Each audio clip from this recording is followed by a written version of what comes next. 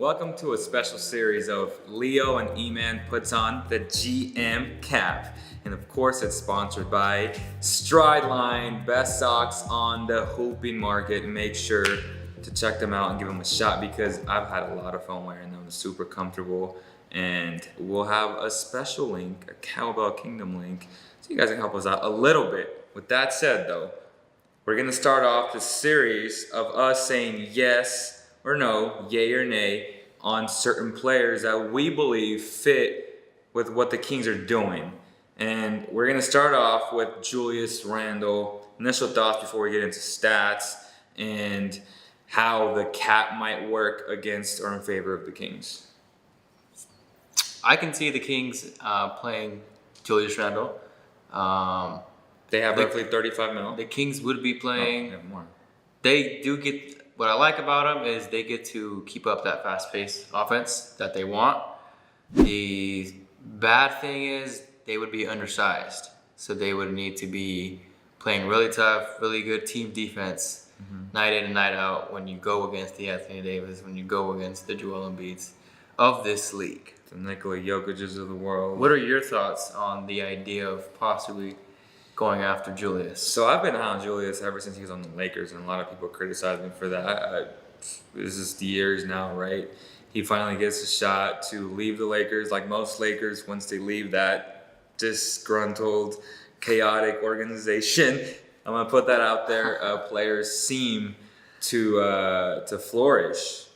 D'Lo became an all-star, and Julius Randle averaged 21 points, roughly 8 rebounds, 3 dimes. The dude was a monster last year. I knew he was having a good year, but I didn't think he finished with that type of a season. He really impressed me. He played hard. That's what he's known for. He's a bully. He's that modern steroids type Zebo, in my opinion, who can actually run with most teams or bang with most teams and most players.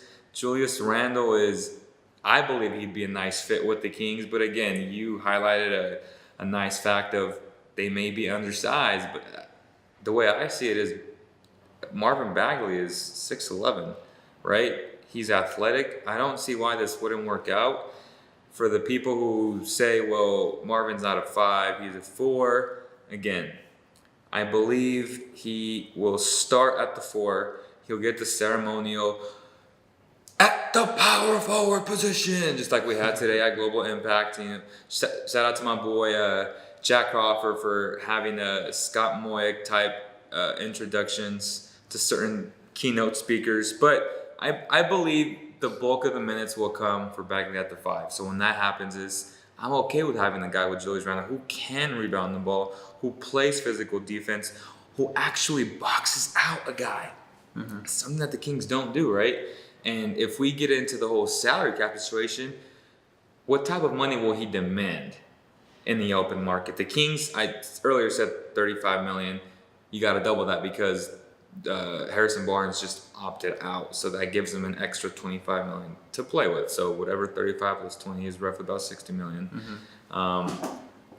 What I think is going to happen is Julius Randle will command Harrison Barnes type money. And by that I mean 17, 18, 19 million dollars per season. Now, a lot of people may say, well, that's a lot of money for a guy who's undersized, who you don't really know what he is, a 4 or a 5. And I keep saying, and both of us keep saying this, he's a good basketball player. And that's what this Kings team needs. Good basketball players. We have to stop archetyping certain guys. He's a good basketball player. He fits in both positions. I believe both positions are interchangeable in so many ways. And both him and Bagley would be a nice fit. What do you think about that? I totally agree with you. I think that'd be a nice fit to see them both rim running bigs. And then when you do need to slow it down and play from the high post, I think they can. I think Julius does that a little bit, but you got Harry Giles back there ready to rock and roll and slow the game down if needed. Now, what are the negatives? One of the big negatives that I feel like is lack of shooting. They will combobulate the lane for a guy like De'Aaron Fox, which is where guys who are pro Vucevic would be like, oh, that's the way you get Vuce. Vuce can stretch out the floor. He can shoot threes. I agree with that. That would be one of my concerns. Julius Randle only shot roughly about 34%, 2.7 attempts per 3. from beyond the arc. Sorry, and we already know that Marvin Bagley, we both believe will become a good shooter. I don't think he'll become that good of a shooter next season.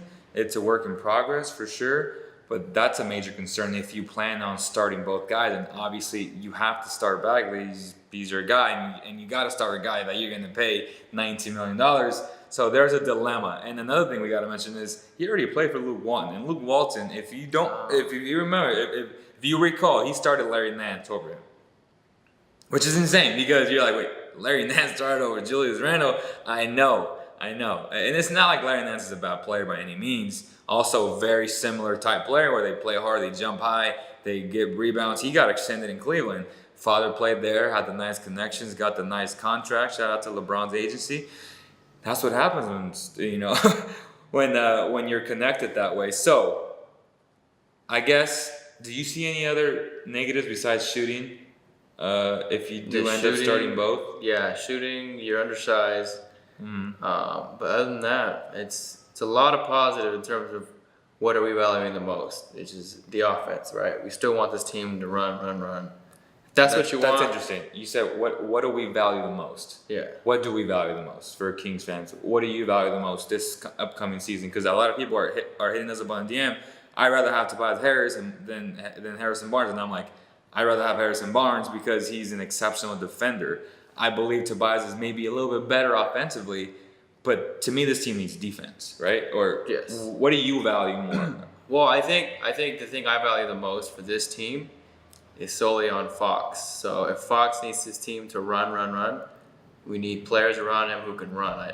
That's why I was for Vooch, just because you can sign and trade him later down the road. But the thing that I didn't like is he would slow the game down, and I don't want to slow the game down. And the offense would run through him. Exactly, the offense would run through him. Right. I want the offense because he's so skilled. Exactly. I want the ball in Fox's hands. That's what I want.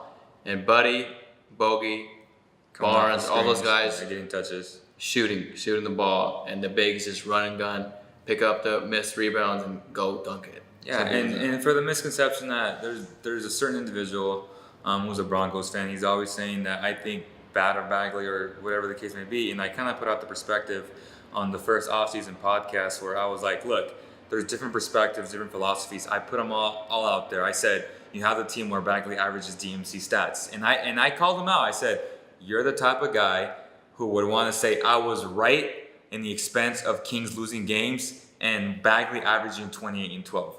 I don't want that. I want what's best for the Kings. And I don't believe that's best for the Kings and Bagley averaging 28 and 12, because what that means is most of the touches will go through him, which means we're going to have a Zebo type, DMC type offense, a lot of horns rub in the high post, having to have Bagley make decisions. Is he skilled enough? Absolutely. But what's best for the Kings? What's the blueprint in the NBA right now? It's a guard wing driven league. And as much as I love Bags, I feel like he has to do damage on the offensive boards and get his points and rebound that way. If they start running a lot of possessions for him, that means less touches for Buddy, less touches for Bogey, less touches for everyone else around him, less touches for Fox. And I think it'll make Julius less effective. If you have Julius hanging out the baseline, right, and Bagley go to work, Julius is going to be, everyone's going to stock off for Julius, right? Because he can't shoot. So it's just, it doesn't mean I'm right. It doesn't mean he's right. We align on our philosophies and what we want for the team. It doesn't mean we're right. It just thinks we stick to that and that's what we're dying with. Now, if you are in the beliefs that you want Bagley to be that all-star that's averaging big-time DMC numbers, go ahead. You may be right. Like, this is still a work in progress. We don't know. We believe that De'Aaron Fox is the face of the organization.